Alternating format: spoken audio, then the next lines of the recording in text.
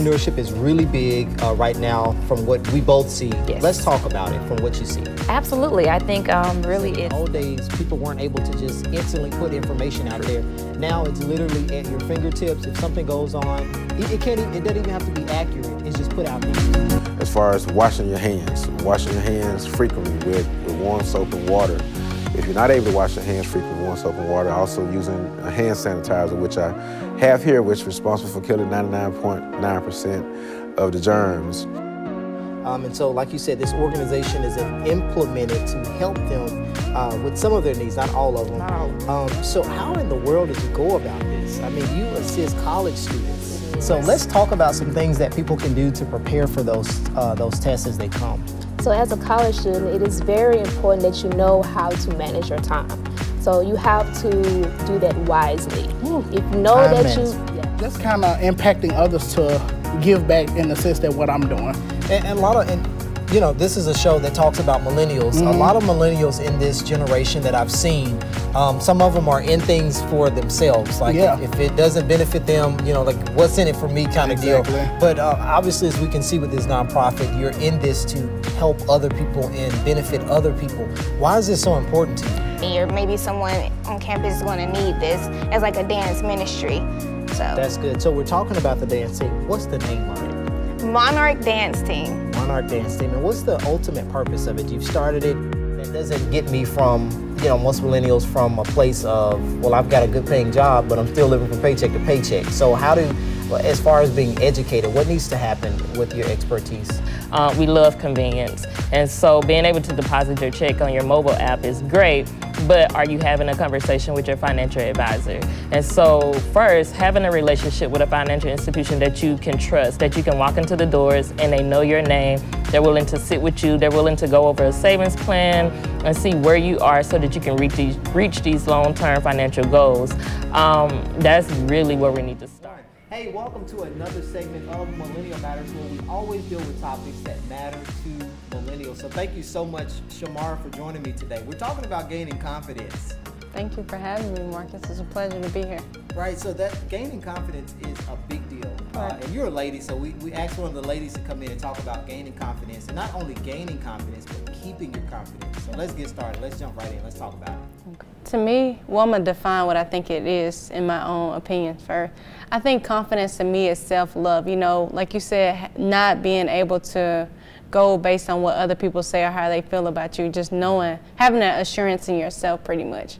And I feel like it looks like, you know, it's all in the walk and the talk and, you know, just the aura that you bring. You can feel when a person is confident. It's like, okay, I mess with it, you know? You can feel that vibe. So how do you, in your opinion, I mean, obviously it would be an opinion, how do you gain confidence? Because there are a lot of people that don't even have confidence. That's true. You know, they desire confidence, they want confidence, and some of them need confidence because they allow social media posts to dictate how they govern their life. Exactly. If Facebook doesn't say it, if IG doesn't say it, then it's not my lifestyle.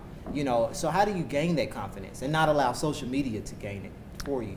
Well, like I said, it's self-love, so it's something you actually have to practice along yourself. Like for me, it wasn't easy to have confidence. I grew up personally with like low self-esteem, and it all was a process. You have to like train yourself to do it. You have to tell yourself, okay, I'm beautiful regardless of what anybody else thinks. And that's when you know you have it. Like somebody can tell you that you're ugly, you're this, but you don't stand on what they say. You stand on what you believe.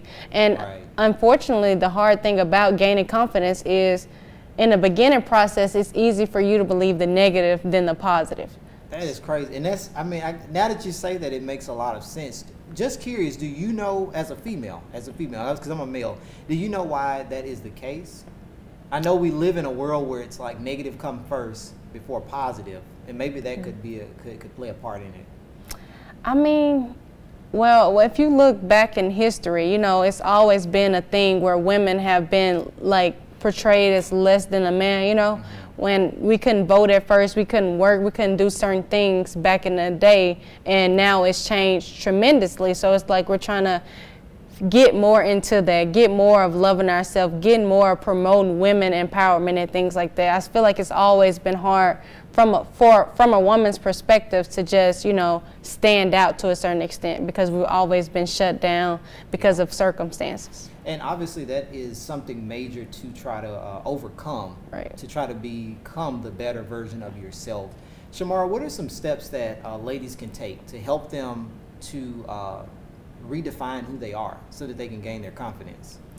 Well, I say first it starts with you, like telling yourself every day in the mirror, even if you don't believe it. That's something I personally did. I told myself in the mirror, like, you are beautiful, you know, you are this, you are that. Just look in the mirror.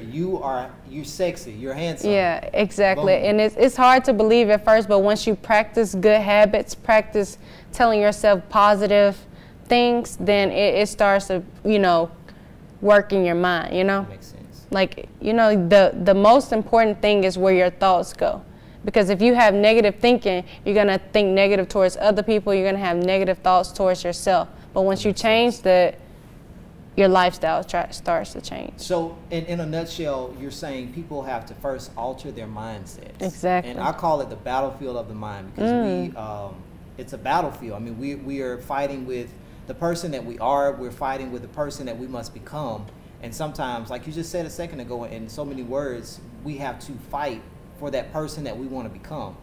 And Chamara, I'm a male, and sometimes it's hard to first gain that confidence and keep that confidence. You know, because again, we are in a world that's driven by social media, and if you aren't able to navigate through social media and not allow it to dictate who you are, what you're not, you know, who you're not, I think that'll help. So Chamara, my last question for you today is, what advice would you give the next millennial about social media?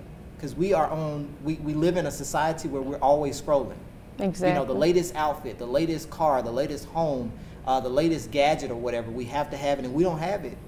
We don't have any confidence. You know, we can't step in style and all this kind of stuff. Well, me personally, I would suggest that you do not get so caught up in the social media. And I feel like that is really hard within the society we live, but take breaks from it, you know. Don't get so attached to this one thing that it controls your life. It controls who you are. And I feel like outside of social media, people do that a lot with zodiac signs, astrology. They look at this and say, okay, I'm like this, and they adjust their life just to be like this certain thing. And same with social media. They'll see celebrities do this, wear this, and it's like, oh, I gotta have it, I gotta do this, you know, just so they can feel better about themselves. But if you don't feel better without that, if you're not content with yourself without the likes, the following, etc., then you don't truly love yourself.